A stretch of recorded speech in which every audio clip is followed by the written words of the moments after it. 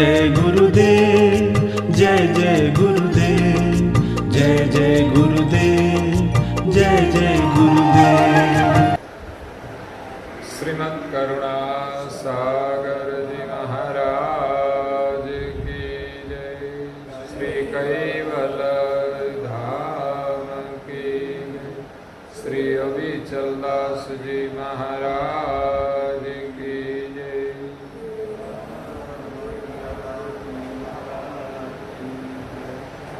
सत केवल साहेब, सत केवल साहेब, सत केवल साहेब। ज्ञान संप्रदाय के आद्य स्थापक परम गुरु श्रीमद् करुणा सागर जी महाराज श्री रचित पंचम स्वसम वेद यानी पंचम सूक्ष्म वेद दिव्य परम गुरु जी का आगमन और कर्ता की गुप्त गति देखावन को स्कंद पहला और चौपाई नंबर है 43।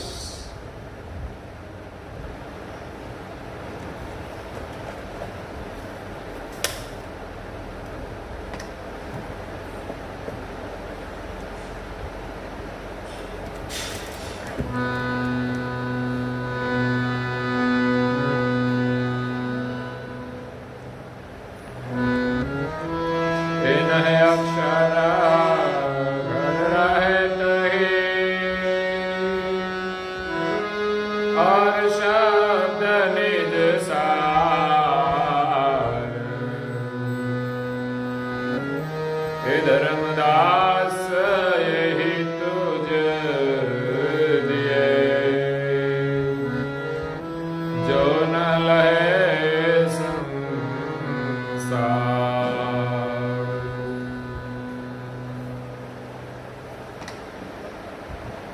प्राय भक्तजनों, ज्ञान संप्रदाय के आद्य स्थापक अनंत ब्रह्मांडाधीश केवल कर्ता के परम विशेष अंश सकर्ता सत केवल का महाद सजान जान स्वरूप को अनेक न्यायों से प्रत्यक्ष प्रमाण से प्रतिपादन करने वाले पंचम स्वसम वेद के रचयिता अनंत विभूषित अनंत अंशों के तारणहार कैवल धर्म धुरंधर महान समर्थ परम श्रेष्ठ परम विभूतिवान परम दयालु परम कृपा निधि सर्वज्ञ दिव्य परम गुरु श्रीमद् करुणा सागर जी महाराज जगत के जिज्ञासु और मुमुक्षु अंशों को यथार्थ ज्ञान का उपदेश देते हुए स्वरचित पंचम स्वसम वेद के प्रथम स्कंद में दिव्य परम गुरु जी का आगमन और सृष्टि के सृजनहार की जो गुप्त गति है उनका बोध करते हुए कहते हैं कि नहे अक्षर घर रहे तही और शब्द निज सार धर्मदास यही तुझ दिए जो न लहे संसार।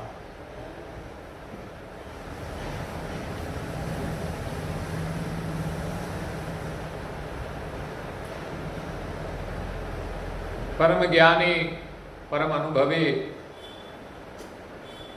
महात्मा कबीर साहेब उसने आज जगत में बहुत ज्ञान दिया है। संसार में कई प्रकार की जो भ्रमणाएं थी, मतभेद थे, उनका खंडन करके अपना एक जो ऊंचा अनुभव था इस ज्ञान से ज्ञाति जाति के जो धर्म है, उनका भेद है, उनको मिटाने का प्रयास किया। कई प्रकार की जीव हिंसाएं धर्म के नाम पर चलती थी, उन पर भी बहुत कुछ उपदेश दिया और अपना अनुभव का जो सार था, सार शब्द रहित घर और नहे अक्षर, उनकी गति देने के लिए उनके सानिध्य में कई वेगधारी संत थे, लेकिन ये गति के कोई अधिकारी नहीं थे। तब कबीर जी आश्चर्यचकित हो गए कि इतने साधु संत में ये मेरा अनुभव लेने के लिए कोई अधिकारी नहीं है। तब कबीर जी ने व्यापक दृष्टि से देखा तो उत्तर प्रदेश के बांधवगढ़ में एक वैष्णव परम भक्त धर्मदास थे, जो उनके अधिकारी थे। उन पर प्रसन्न होकर करुणा करके ये महान गति का जो लक्ष्य था, सार शब्द रहित घर और नहे अक्षर, वो धर्मदास को प्रदान किया और कहा कि नहे अक्षर घर रहित ही और शब्द निज सार, तीनों का जो आशय है वो धर्मदास एक तुझ दिए जो न लहे संसार। धर्मदास ने जो ज्ञान का गति का उपदेश दिया, अनुभव दिया, वो गति प्रदान की है। उपदेश से सब लोग समझ नहीं पाते, लेकिन उस गति के तो कोई कोई अधिकारी होते हैं, वो भी सद्गुरु कृपा से मिलती है। तो वो गति प्रदान सिर्फ ही सिर्फ एक धर्मदास को की, ऐसा परम गुरु जी अपने अनुभव से कहते हैं। और आगे कहते हैं, बरजो तो धर्मदास सोगन दे सतला नहीं अक्षर घर रहे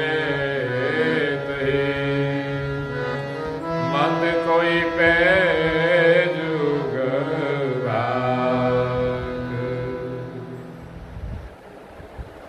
धर्मदास को सार शब्द रहित घर और नहे अक्षर की गति प्रदान करके कहा कि बहरु बरजू तो ही धर्मदास।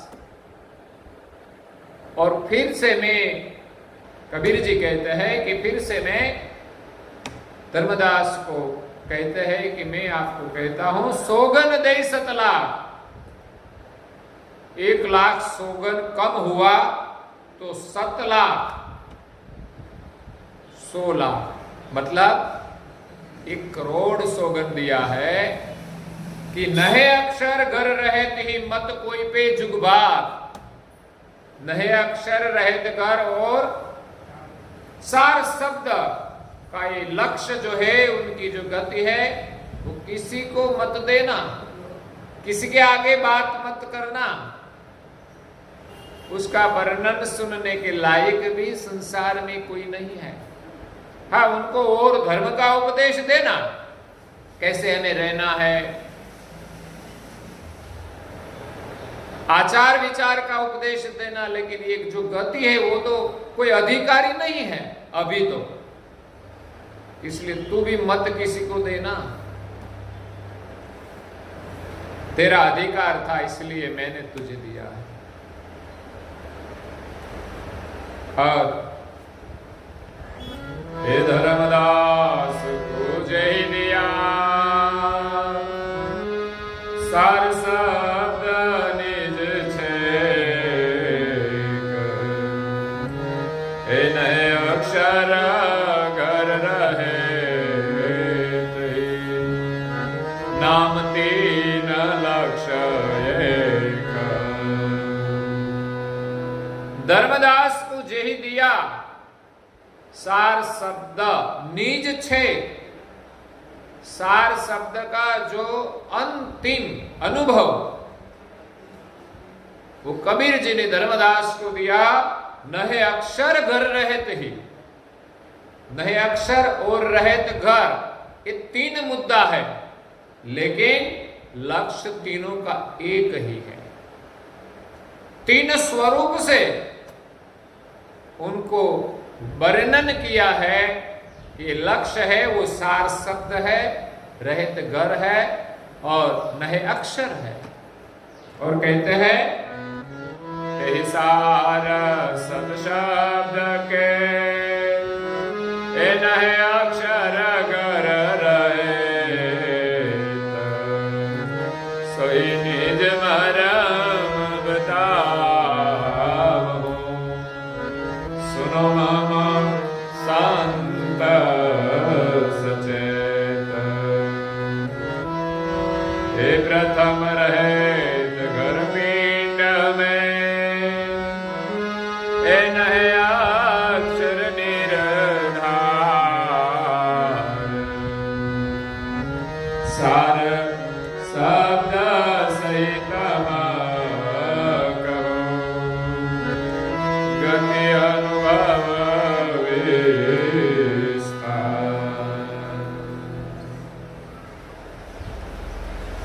यहाँ परम गुरु जी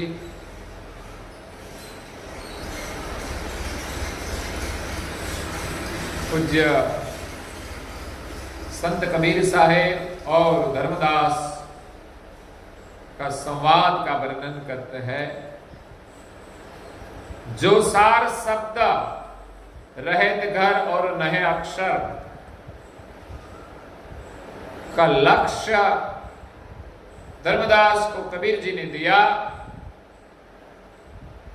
जो जगत को पता नहीं है, और कबीर जी ने 1 करोड़ सौगंध देकर मना किया था, इसलिए कोई पीछे जानते भी नहीं है। वही तीनों का लक्ष्य एक है।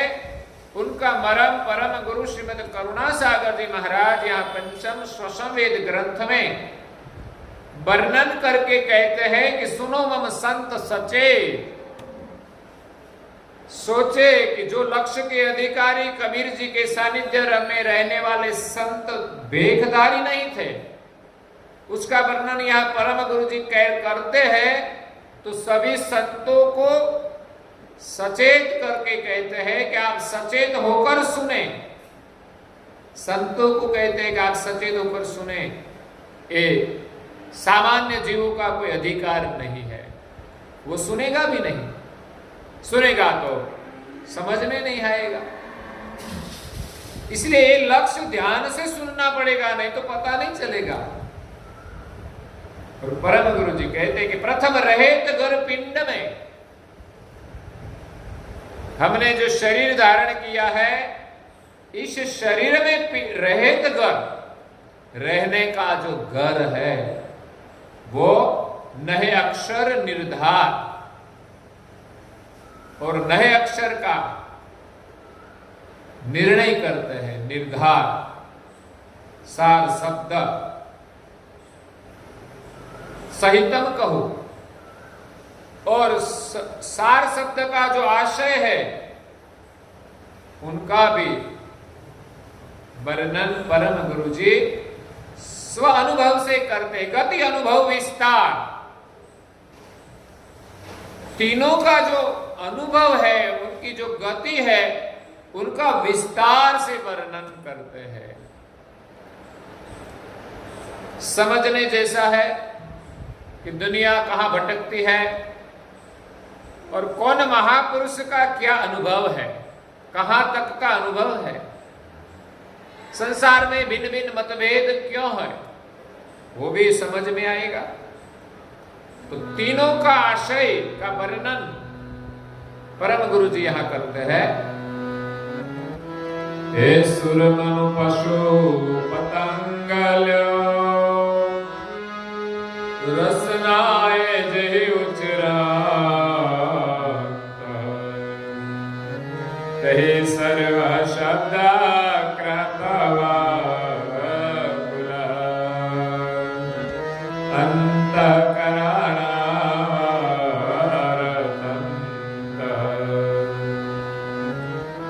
हे पण विकसता निज प्रणव से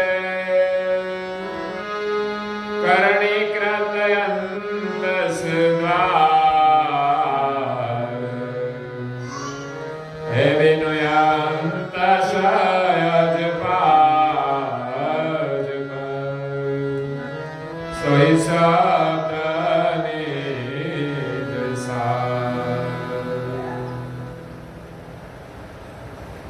सार शब्द का वर्णन करते हुए दिव्य परम गुरु जी कहते हैं कि सुर मनु पशु पतंग ल्यो। सबसे पहले पिंड में रहित घर कहां है? सार शब्द क्या है? क्योंकि पिंड में सुर जो देवताई शरीर है और मनु पशु पतंग, मनु यानी मनुष्य, पशु, पतंग यानी पंछी, ल्यो रसनाय जही उचरन। इस सभी प्रकार के देहधारी अंश शरीर के माध्यम से जिह्वा से जो वाणी का उच्चार करते हैं। कीट जाति उच्चार नहीं करती, स्थावर जाति उच्चार नहीं करती। यहां वर्णन किया है सूर्य यानी देवलोक, वो भी यहां शरीर धारण करके आते हैं, तब वाणी का उच्चार करते हैं।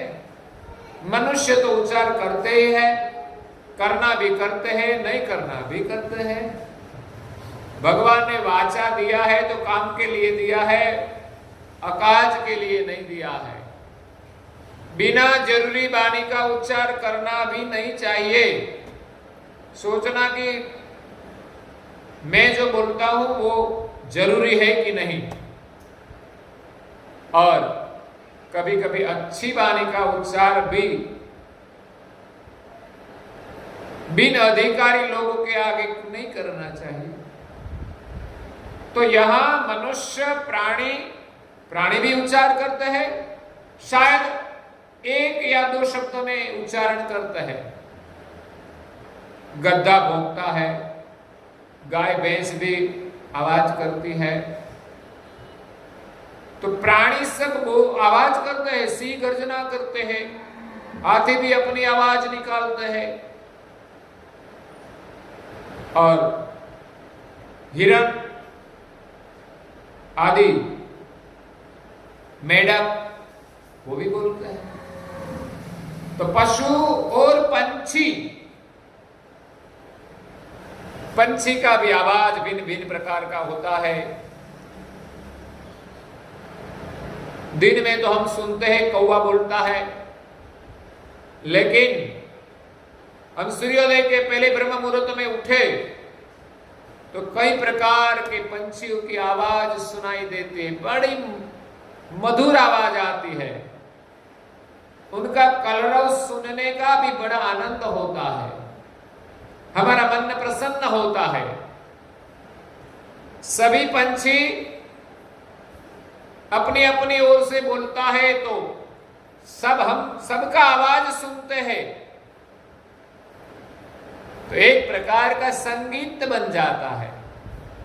संगीत में कोई एक वाद्य नहीं, 3-4 वाद्य साथ में बजते हैं। ये हारमोनियम बजता है, ढोलक बजता है, मंजीरा बजता है, सितार बजती है, एक तारा बजता है, तो संगीत बनता है। वैसे ही ब्रह्म मुहूर्त में जब हम उठे स्नान करके सुने तो कोयल की आवाज सुनाई देती है, चिड़िया की आवाज सुनाई देती है, बुलबुल की आवाज सुनाई देती है। सूर्योदय होने से पहले जब उजाला होता है, उजाले में सब पंछी उठ जाते हैं। मनुष्य एक ही ऐसा है जो सूर्योदय के बाद उठता है, वो मनुष्य नहीं कहला जाता। कई प्राणी ऐसे हैं जो रात को जगते हैं और दिन में सोते हैं। ऐसे मनुष्य तो उस प्राणी के समान है जो रात को बड़े देर तक जगते हैं और सुबह को सूर्योदय के बाद भी सोते रहते हैं। मनुष्य का तो नियम है कि सूर्योदय के पहले उठकर स्नान भी कर लेना चाहिए। हम मनुष्य है, प्राणी नहीं है। हमारे में इतनी समझ होनी चाहिए कि सूर्योदय के पहले ब्रह्म मुहूर्त में उठकर स्नान करके ध्यान करना चाहिए, प्रार्थना करना चाहिए, सुमिरन करना चाहिए। यही हमारा संस्कार है। उतना हम करेंगे तो हमारे जीवन में, हमारे परिवार में अवश्य शांति आएगी। और विज्ञान भी कहते हैं कि ब्रह्म मुहूर्त में ओजोन वायु का प्रमाण विशेष होता है, जो हमारे स्वास्थ्य को भी लाभ देता है।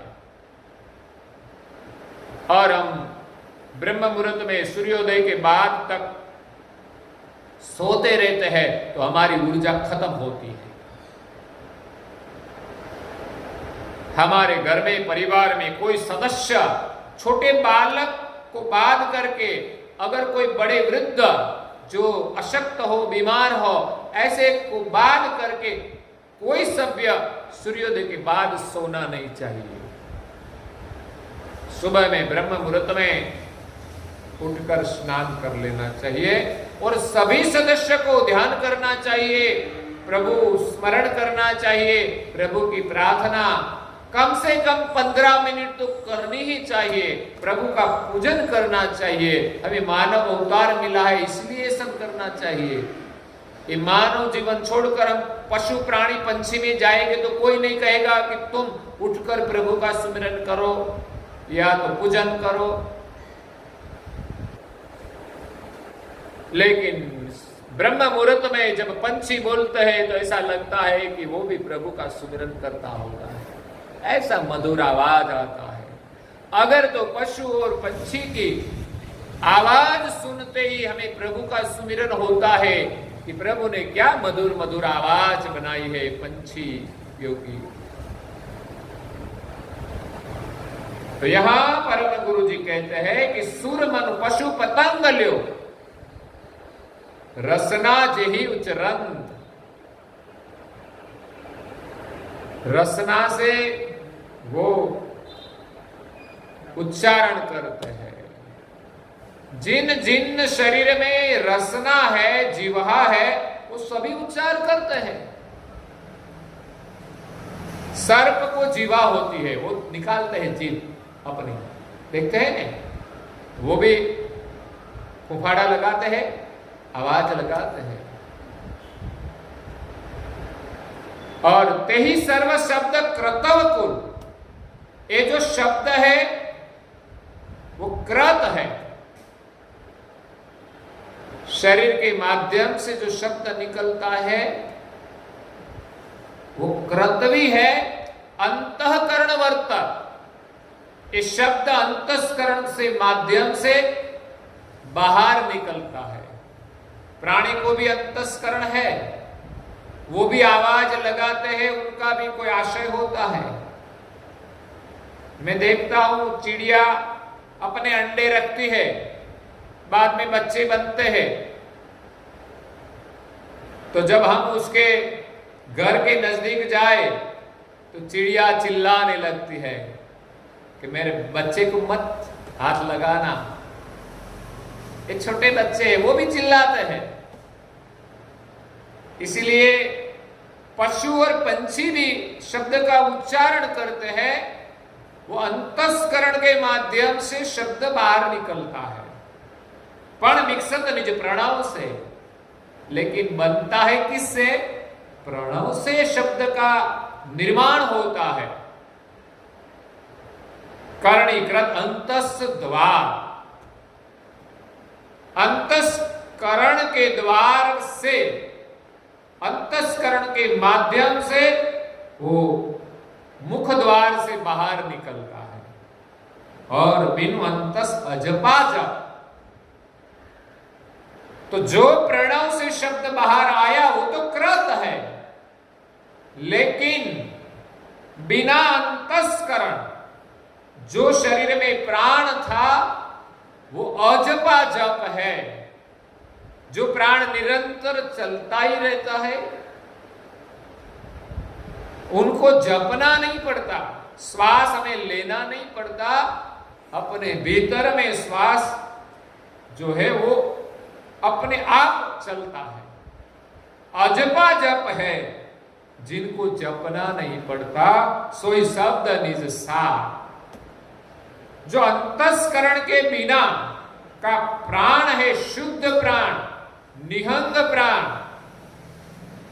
प्रकृति रहित प्राण, वही शब्द सार है, सार शब्द है। शब्द जिनमें से बना, वो शब्द का सार जो प्राण बिना अंतस्करण समदम रूप है, और शब्द जहां से आया वो सार शब्द है कि प्रणव के माध्यम से जो शब्द का उच्चारण हुआ, अंतस्करण के माध्यम से, वो बिना अंतस्करण का जो प्राण था, समदम रूप, वो शब्द सार है, सार शब्द है।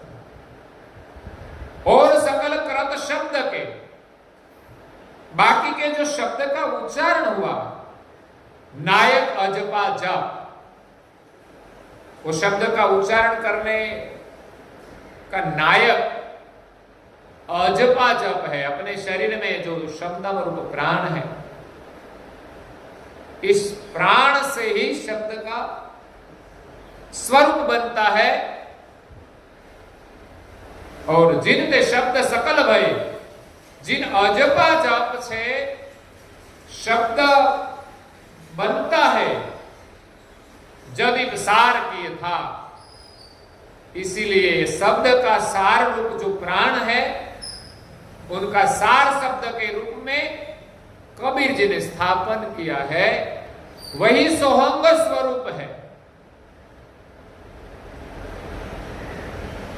और शब्द का कारण देखे तो अजपा जप, अंतस्करण तो है, लेकिन उच्चारण करने वाला कोई अलग है। ये आशय जो बताया सार शब्द, तो शब्द का सार तो बिना अंतस्करण का प्राण है, बिना संकल्प विकल्प बिना के प्राण है, जो निहंग प्राण कहा जाता है, शुद्ध प्राण। यही प्राण में वृत्ति लगाकर योगी लोग को ध्यान में, समाधि में बैठते हैं। वो परम रस है। कोई कोई विरला महापुरुष यही समाधि तक पहुंचता है, बाकी के सब सगुण का भजन करके देवी धामों में ही जाते हैं। सगुण को ब्रह्म रूप मानते हैं और भजन तो सगुण का ही करते हैं, सगुण मंत्र का ही करते हैं और देवी धामों में ही जाते हैं, वो आगे नहीं जाते। लेकिन कबीर जी ने तो ये 14 लोक की पार जो प्राण है, सबका जीवन है, उस लक्ष्य का अनुभव करके वर्णन किया, जो उनका विस्तार यहां परम गुरु जी करते हैं। तो सार शब्द का आशय परम गुरु जी ने बताया। और आगे परम गुरु जी उनका वर्णन करते हैं। जो सार शब्द जो बना है वो प्राण से बना है। आगे नए अक्षर का वर्णन करते हैं, तो उनका विस्तार से वर्णन हम कल सुनेंगे। और आज के प्रवचन को यहाँ विराम देते हैं। श्रीमद् करुणा सागर जी महाराज की जय, कैवल धाम की जय, श्री अविचल दास जी महाराज की।